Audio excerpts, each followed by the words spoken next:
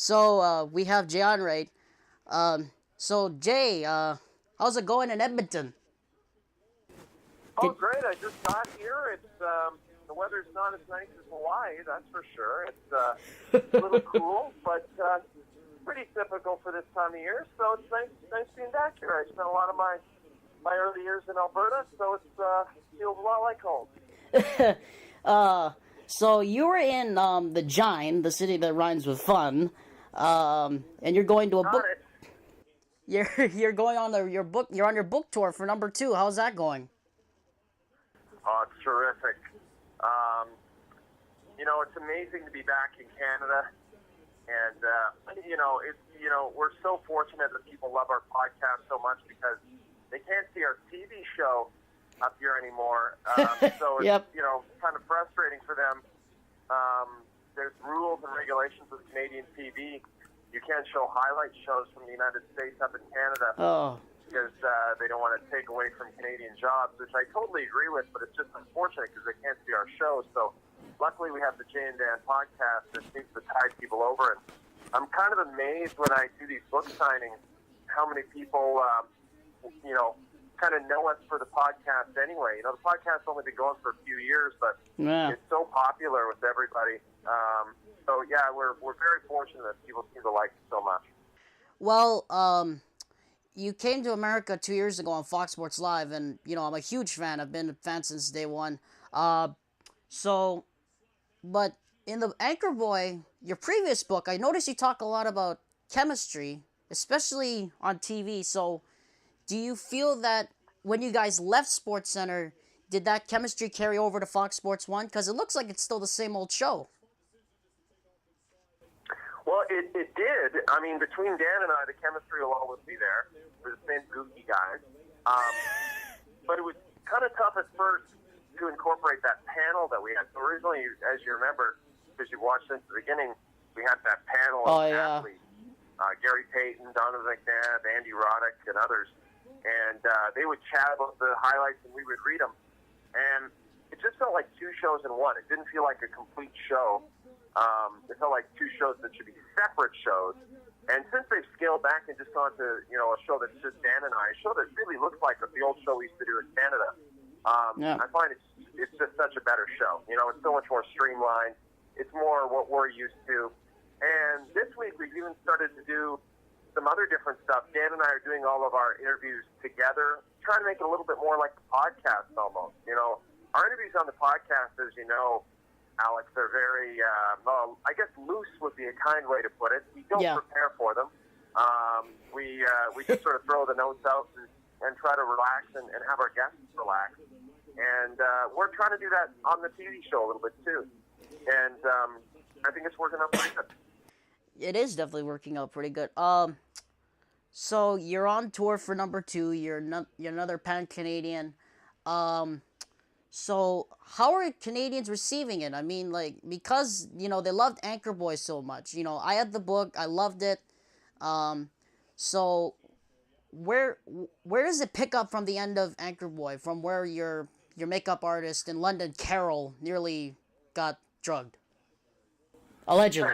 Well, it's a little different, Alex. This one, it's sort of almost a prequel, you could say. It goes back even further because the first book, as you know, was really about career and, sort of the unusual path that a Canadian broadcaster takes, the different cities he or she lives in. This one is a bit more mining my past. In fact, my past here in Alberta, where I'm talking to you from right now, growing up in a small town here. Very interesting upbringing, fun upbringing, really great place to grow up. And I had so many great stories about growing up on the Canadian prairies I know. that I just thought, maybe I could fashion them into a book. And so the first half of the new book, number two, is about that. And the second half is more about the move to the States and our trip over to Sochi for the Olympics, which was truly Oh, a bizarre Sochi. experience. It's a book I'm really proud of. I think it's even better than the first one. So hopefully the readers agree. So so you gave a little bit of what's in it, but you in the first, but you if it's a prequel, then the Anchor Boy, you talked about how you grew up in a pharmacy. I might be reaching back here a bit. Did you want to be the future owner of that initially, or did you decide that it was better that you would become a broadcaster? It was like classic scenario. My father had a very successful business. I had just good enough grades to get into pharmacy, and I mean just good enough, barely good enough. I could have gotten into pharmacy, passed, gone back to my hometown, taken over the drugstore, and had a really great living and a great life. It would have been a great life. But you know how it is. You only live once. And I knew about a year into my time at the University of Alberta that pharmacy just wasn't for me long term, and I would not be fulfilled doing it. And I'm so grateful that I took a chance and tried to get into broadcasting because I think just as a kid growing up in a small town, the concept of being on TV is so daunting. I'm sure it's daunting for kids who grow up in the big city too, but if you're in a small town, it's especially daunting to even consider it. When I first started, my whole goal was to be on TV in Edmonton, and that was it. If I had accomplished that, that would have been good enough for me. So the fact that I was able to make it nationally in Canada and now nationally in the United States is it's almost like a bonus for me. And the other great thing is, if you love your job, it doesn't feel like work. I know that's a cliche, but it's so true. And that's how I feel about broadcasting. At no point when I go into work every day do I feel, like I'm kind of upset that I have to head into work or anything like that. If anything, I'm always looking forward to it. You talked about broadcasting and how you got to you in the Anchor Boy. You talked about being with Pat Kiernan and then your misadventures. Well, I don't want to say misadventures. That's a little off color with the Blades of Glory junket. Oh, that's okay. You can say that, Alex. Definitely misadventures. That's right. So you talked about broadcasting being your second. You going into pharmacy and then going back to broadcasting in the future. So. I'm trying to think of a question here.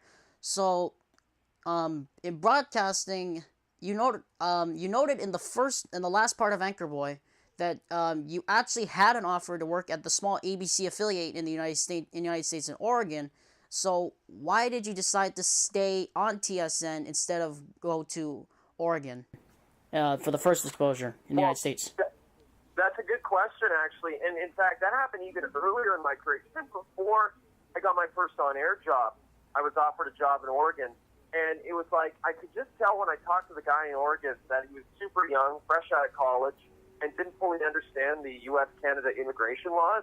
Oh, goodness. So I sent him my tape, and I didn't really understand them either. I sent him my tape, and, just in the hopes that maybe he would take a chance on me and get me a green card and help me get down to the States. But that's a lot of work and a lot of money, and most, small stations won't do that. I mean, Fox probably barely did that for Dan and I. So, so when I told him I would love to come to Oregon, but I have to get all my stuff first to get me a work visa, he said, "Let me call you back," and I never heard from him again. Goodness.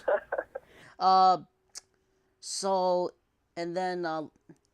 Jay and Dan, we hear it so much now in the United States.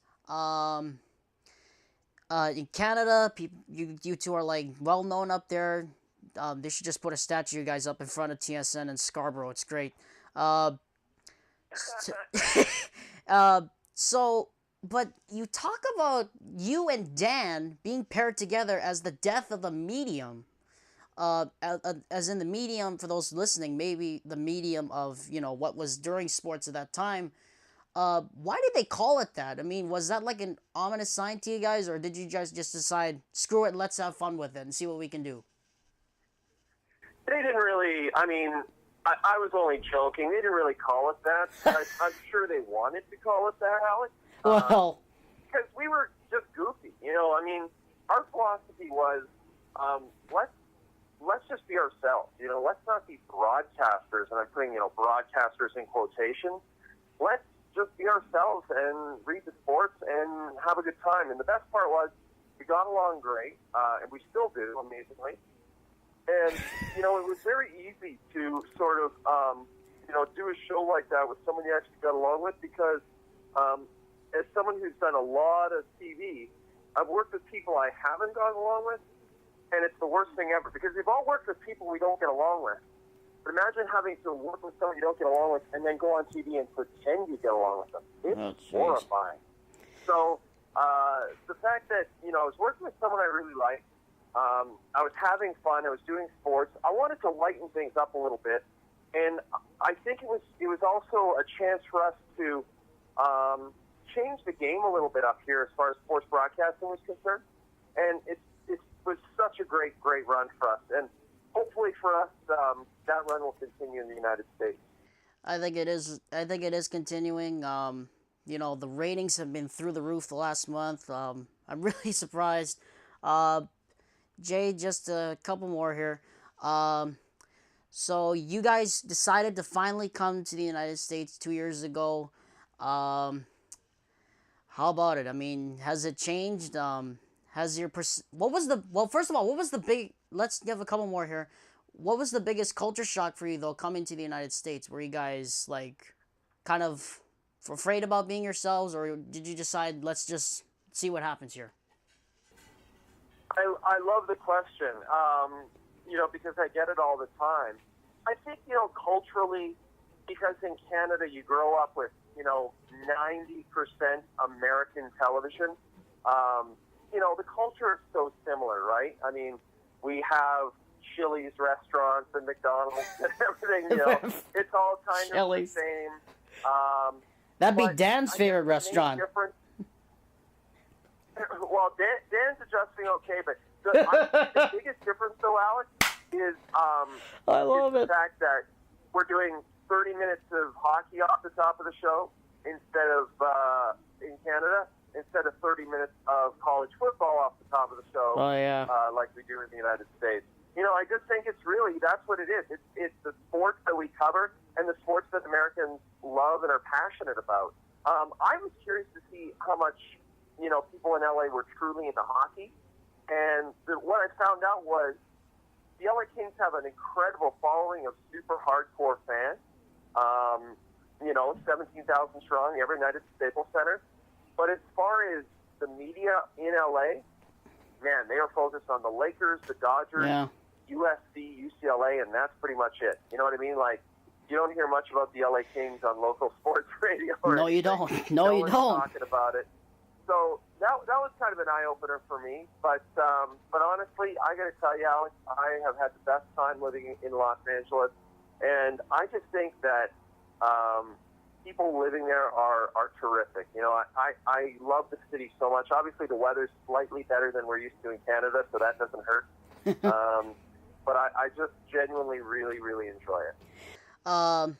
So number 2, it's out right now on Amazon.com, Amazon.ca. You can get it on iBooks.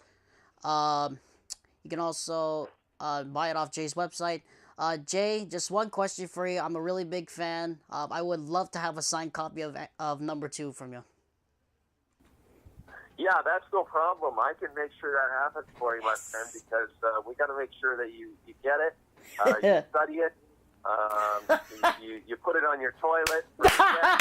Yes. And so, yeah, that is no problem, my friend. I'll make sure that happens for sure. Oh, no conversation would be complete without... no, I'm not going to say it.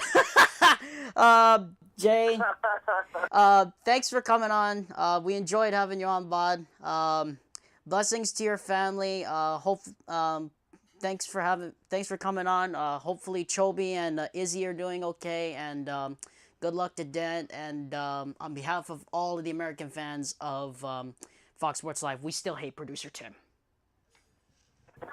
Well, I sure appreciate it, and honestly, it's a pleasure to be on with you. It's a blast, and we'll get you that book real soon. Thanks so much, Alex. Thank you very much, Bod. And as your favorite comedians, Tim and Eric, would say, Baha. Baha. Love it, my friend. Have a great afternoon, and we'll talk to you soon. Take care, my friend. Take care, Bod. Okay, bye-bye.